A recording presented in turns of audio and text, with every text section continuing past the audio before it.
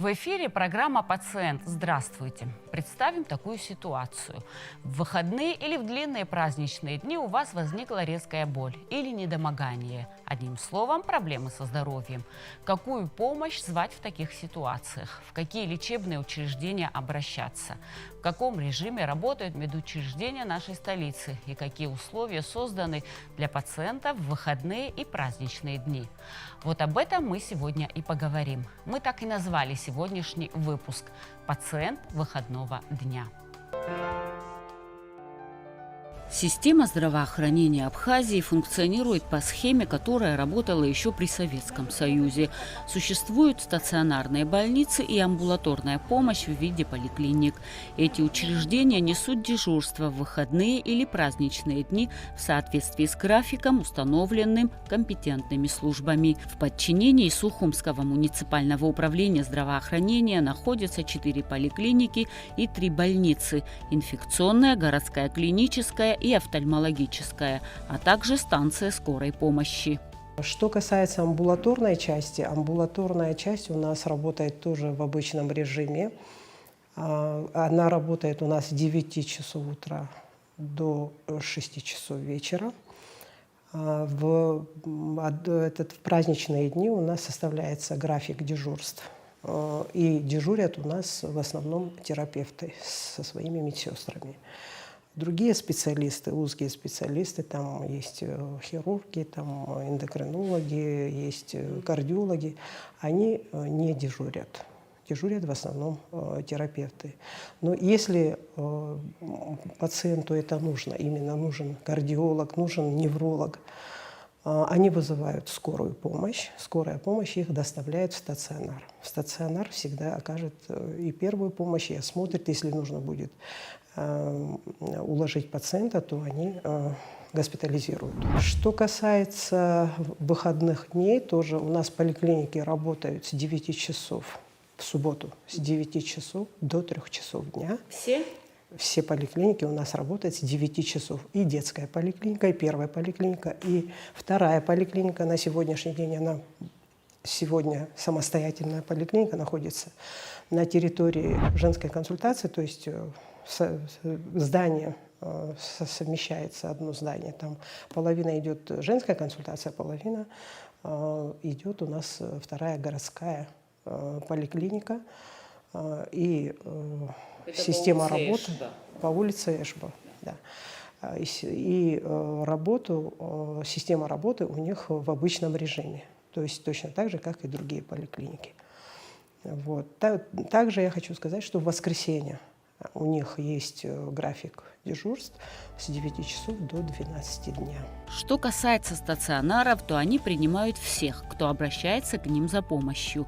Если нужно экстренно сделать диагностику, УЗИ, рентген, то вызывают врача и проводится необходимое обследование. Кроме того, при городской больнице круглосуточно работает лаборатория. В инфекционной больнице у нас поставлена работа совсем по-другому, то есть после ковидных дел мы оставили систему госпитализации, тестирования, всю эту систему мы как было, так и оставили.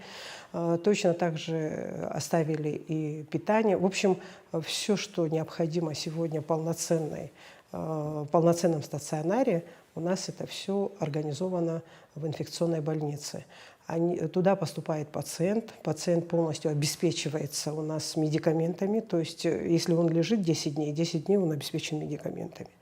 Он обеспечивается питанием и, само собой, уже осмотр врача и лечение. А как пациент должен узнать, кто сегодня дежурит, где он эту информацию может получить? Он звонит в поликлинику и узнает, кто дежурит на сегодняшний день, какой врач дежурит. Если это поликлиника. А если это стационар, то только по приезду туда. Везде, во всех соцсетях есть номера телефонов наших подведомственных организаций. Это и поликлиники, и больницы. Если хотят что-то узнать, тот, который вообще владеет соцсетями, я думаю, он может спокойно позвонить и узнать, какой врач и где, в какое время работает. Если говорить в общем о медицинской помощи, то она делится на экстренную и плановую. Экстренная помощь оказывается при внезапных острых болях, при обострении хронических заболеваний, представляющих угрозу жизни пациента. Плановая же медицинская помощь оказывается при проведении профилактических мероприятий, при заболеваниях и состояниях, не сопровождающихся угрозой жизни пациента, не требующих экстренной и неотложной медицинской помощи, и отсрочкой оказания которой на определенное время не повлечет за собой ухудшение состояния пациента, угрозу его жизни и здоровью. Сухумская городская клиническая больница оказывает как экстренную, так и плановую помощь. Какие-то службы дежурят ежедневно, то есть круглосуточно, 24/7, как сейчас принято говорить. Например, это наше отделение кардиологии, неврологии, лаборатория, кстати. Какие-то службы, терапия еще, извините, какие-то службы, в нашем случае хирургическая, вот у нас дежурит через сутки. Сейчас не секрет, конечно, материально-техническое состояние не самое лучшее, так скажем, не обеспечены некоторыми вещами. И самое главное, здание, конечно, находится в плачевном состоянии. Если человек нуждается в помощи, естественно, он не останется без этой помощи, с острыми болями, приступами и так далее. То есть выбор всегда есть. В какой-то степени эти системы подстраховывают друг друга. Мы, если не дежурный день по хирургии, вдруг человек обратился там и так далее, его с приемного отделения направят в ту же республиканскую больницу, допустим, либо он может обратиться в поликлинику. Вот. Лаборатория работает, кстати, забыл добавить. То есть анализы можно в выходные дни, да? Конечно, я же говорю, у нас постоянного дежурства 3 отделения: неврология, кардиология, терапия. То есть их хотя бы для обслуживания их, естественно, эта лаборатория работает. Плюс, если человек обратился в приемную, если есть необходимость, то он может сдать анализы, там, получить ответ в дежурной лаборатории. Совсем, если ЧП какой-то, вызывают узиста с дома, конечно, давно служба УЗИ должна стать круглосуточной в экстренных больницах. Но это опять-таки вопрос организации здравоохранения.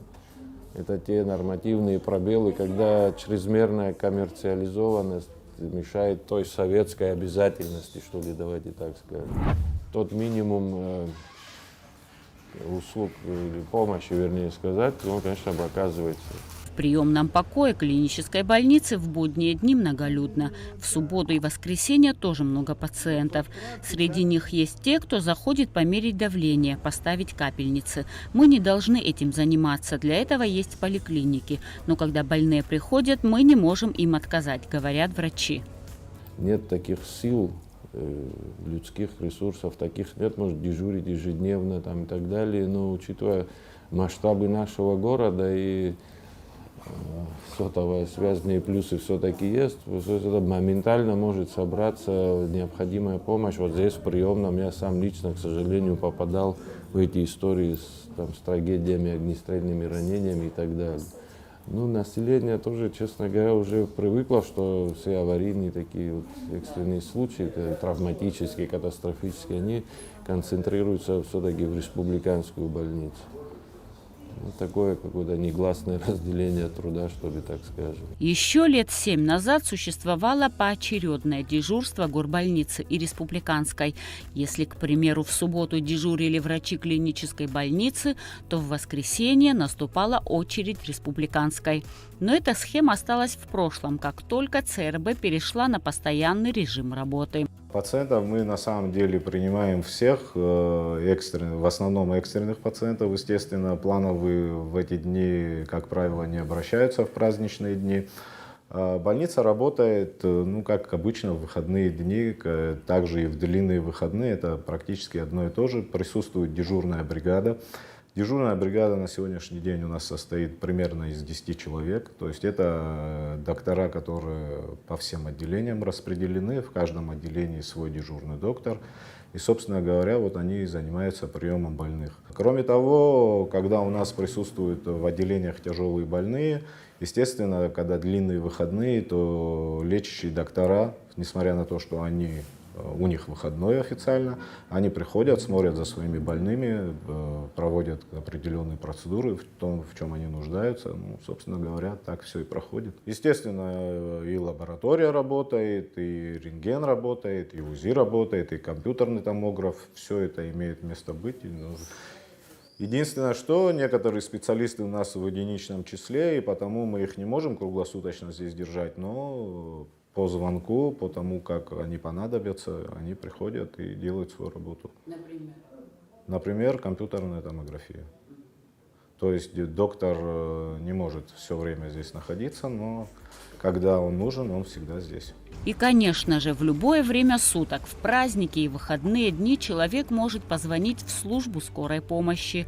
Если нужна квалифицированная помощь или просто информация, пациенту здесь всегда помогут. Нужно только набрать со стационарного телефона 03, а с мобильного 003 и вызвать к себе врачей. Экстренная служба, как скорая помощь, прибыв на место, оказав необходимую помощь, дальше тоже решает этот вопрос. Каким образом? Если купировался приступ, помогли, нет необходимости дальше госпитализировать, после какого-то там наблюдения пациента оставят дома. Но если есть показания и необходимость его госпитализировать, то опять-таки говорю, не имеет значения, выходной этот день или праздничный день, да, бригада скорой помощи доставит пациента в профильное лечучреждение. Значит, в приемный покой дежурной больницы. Так как у нас республиканская больница и городская вот на территории города Сухум, и они в своем роде так вот подразделяются, что кардиология, неврология находятся в городской больнице, а вся хирургическая помощь в большей степени находится в республиканской больнице. Об этом мы давно оповещены, и наши бригады в зависимости от диагноза, от того, с чем столкнулся этот человек, какая угроза его жизни, они его перевозят в специализированное лечучреждение. То есть хочу подчеркнуть, что нету разницы. То ли это обычный день, понедельник, то ли это воскресенье, то ли это суббота, и это утро или это ночь. Нету никакой разницы. В любое время суток можно вызвать бригаду скорой помощи. Эта станция скорой помощи обслуживает город Сухум и Сухумский район. Здесь стабильно работают 3 бригады врачей. 4-ю подключают в праздничные дни, когда проходят массовые мероприятия. При этом главврач с сожалением отмечает дефицит кадров. Работа нелегкая, и специалисты, которые окончили медицинские вузы, неохотно сюда устраиваются. И этот вопрос надо решать на уровне Министерства здравоохранения, говорит Аслан Джопуа. По его словам, готовить специалистов для станции скорой помощи необходимо по целевым лимитам. Ведь работы много в зимний период от 40 до 55 вызовов в сутки, а в летний период до 70. Чуть сложности, конечно, бывают в летний период, когда у нас население увеличивается за счет гостей, отдыхающих. Да, вот, тогда, конечно, бывают сложности, но все равно справляемся. Значит, для вас показатели какие? Это значит, от населения вы будете слышать, если мы будем опаздывать, если мы вовремя не приезжаем, если там какие-то катастрофы случаются, а мы не были или мы не успели, тогда вы от населения прежде всего услышите это все. Ну, бывают жалобы, конечно, я вот за столько лет работы моей здесь, были жалобы, но я бы сказал, что существенно их мало, и не знаю, у нас город маленький. Честно могу вот заметить, что мы чуть-чуть, значит, позже начали приезжать последние годы. У нас же, мы же как, отмечаем время вызова, возвращение бригады на базу. Все это мы, значит, анализируем, смотрим, значит, карты вызовов, все анализируем и выводы свои делаем. Значит, я могу сказать, что последние годы почему мы начали опаздывать? Потому что много машин в городе стало, лежачих полицейских, да и светофоров. Ну и плюс четвертое такое, наверное, это не только у нас, но во всем мире есть люди невежи, которые вообще никакие сигналы не слышат, не видят и могут не пропустить. Вот такие моменты, конечно, нас задерживают, но это, как сказать, это общая наша беда, общее наше отношение ко всему. То есть и культура общая, да, и вот именно вот из-за такой ситуации там ругаться, там говорить, что вот виновата бригада скорой помощи, конечно, это было бы неправильно. Но мы вот эти все моменты, значит, смотрим, видим, какие-то выводы себе делаем, стараемся как бы улучшить это все. Мы провели мини-опрос на улицах Сухума, чтобы узнать у людей, довольны ли они медицинским обслуживанием в лечебных учреждениях в выходные дни. И вот что нам удалось выяснить. Не было такого, честно говоря, чтобы я в выходные дни обращался к кому-то.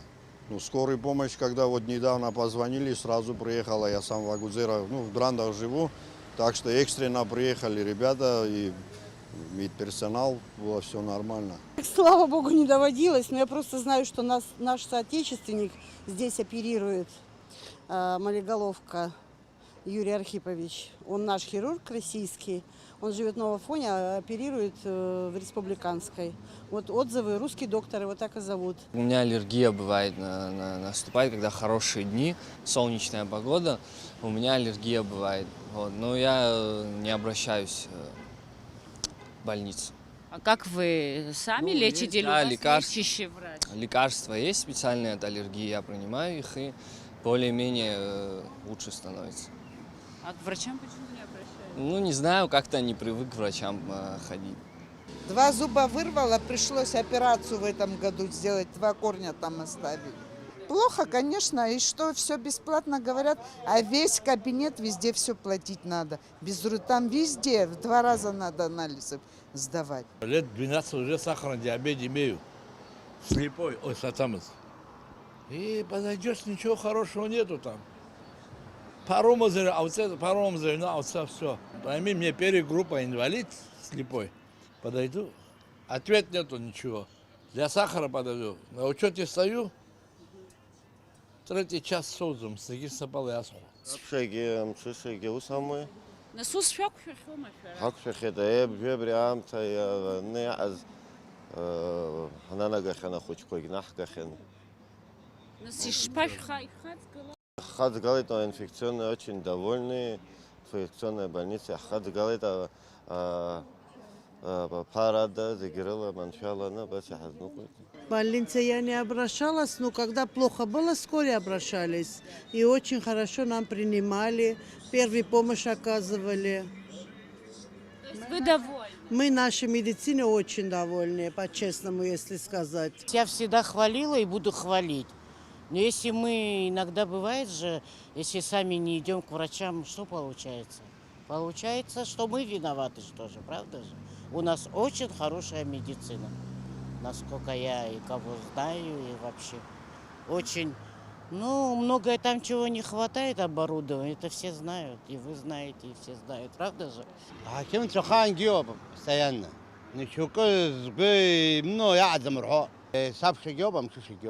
Вот смену рецепта постоянно 24 часа уйдем козом. То что врач я сменю, что здесь смотришь, что жив кулот. Помехазом.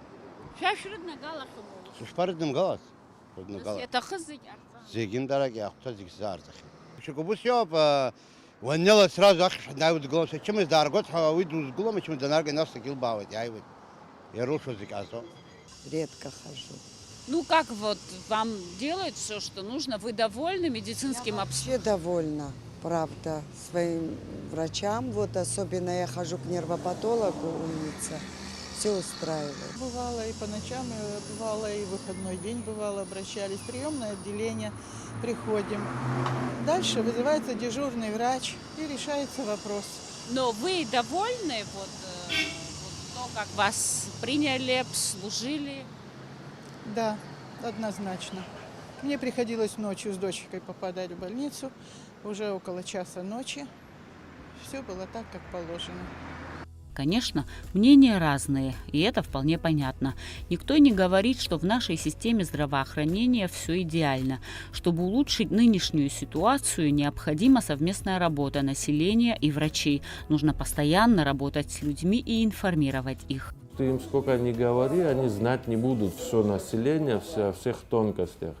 То есть этот процесс должен быть, я считаю, непрерывным. То есть постоянно надо объяснять, скорая туда, телефон такой-то, больница сюда, телефон там. Это надо, не знаю, на уровне уже подсознательной рекламы какой-то постоянно это объяснять людям. Потому что, извините, кто-то умирает, кто-то рождается, этот процесс постоянно надо обновлять. Очень часто бывает, к сожалению, что человек всю неделю болеет, а потом почему-то понимает, что ему надо в субботу обратиться или в воскресенье. Ну, так тоже, к сожалению, бывает часто. Ну, как бы ни было, мы их всех принимаем. Кто бы ни обратился и по каким бы причинам это не произошло, мы всех принимаем. Если касаемо обращения в больницу, пусть лучше их, конечно, никогда не будет, пусть все будут здоровые и счастливые, но коль уж вы заболели, старайтесь обращаться вовремя. Не надо тянуть, не надо думать о том, что вот сейчас пронесет, а потом уже как-нибудь посмотрим. Зачастую, кого-то может и проносит, но зачастую в большем количестве случаев не проносит. И все равно придется обратиться, но уже с гораздо худшими данными. И потому лучше обращайтесь вовремя. У нас будет больше шансов на маневр, чтобы мы хоть что-то могли сделать. Есть у городского здравоохранения, вот так, чтобы узнать мнение пациентов, мнение населения, что улучшить, книга жалобы, предложений, вот, куда они могли бы вот свои пожелания хотя бы записывать или отправлять? В каждом медучреждении у нас есть книга жалобы и книга благодарности, так что в любое время они могут сделать свою запись в любом виде. Повышение медицинской грамотности населения – это основа для сохранения здоровья и в целом увеличения продолжительности жизни. Ведь каждый гражданин должен обладать навыками оказания первой доврачебной помощи. Это элементарные меры, необходимые для спасения жизни и здоровья пострадавших при повреждениях, несчастных случаях и внезапных заболеваниях. Срочная помощь оказывается на месте до прибытия врача или доставки пострадавшего в больницу. Как спасти утопленника, как оказать помощь тому, кто электричеством поразило, да? Как оказать помощь тому человеку, который там с высоты упал, ногу подвернул, какую шину, как наложить, как вытянуть, как вот такие элементарные, там 10 позиций, да, вот, которые должен школьник знать. Люди должны уметь оказывать первую медицину, доврачебное. Вот именно в интернете, если набрать, доврачебное оказание медицинской помощи. Там подробно все четко описано. И вот это люди, когда будут знать, более грамотное население, и у нас более спокойно и более качественно пойдет оказание скорой помощи по медицине. Как оказана первая медицинская помощь, от этого зависит многое. То есть доставлен пациент после оказания первой медицинской помощи в больницу, значит, от того, как оказали, вот так же лечение его пойдет. Если неправильно оказали, неправильно все сделали, то может дальнейшее лечение вообще не в пользу даже пойти. Такое тоже бывает. Вот за это вот хотелось бы, чтобы наше население, конечно, было грамотным, вот, знали элементарные вещи, скажем так. Не навредят ли они пациенту? А я же сказал, значит, чтобы знали. А если не знают, конечно, нельзя трогать. Тогда нельзя, значит, упавшего человека с высоты в ДТП навредить можно. Но еще раз говорю, если человек знает, он смело делает то, что должен сделать. То есть спасать. А если не знает, конечно, он тогда ничего не сможет сделать. Он просто будет ждать. И сам не захочет рисковать, там, трогать, навредить человеку даже. То есть это нормально. Вот что бы я хотел бы пожелать. Крепкого здоровья нашему населению, от души желаю, чтобы все были здоровы от маленьких до самых старших. И чтобы не нуждались в скорой и экстренной помощи. А совсем без медицины тоже не бывает. Но пускай это будет минимум и планово. Это все, что мы хотели рассказать вам сегодня. Не забывайте, здоровье – это бесценный дар. Берегите себя и своих близких. А я прощаюсь с вами. До новых встреч.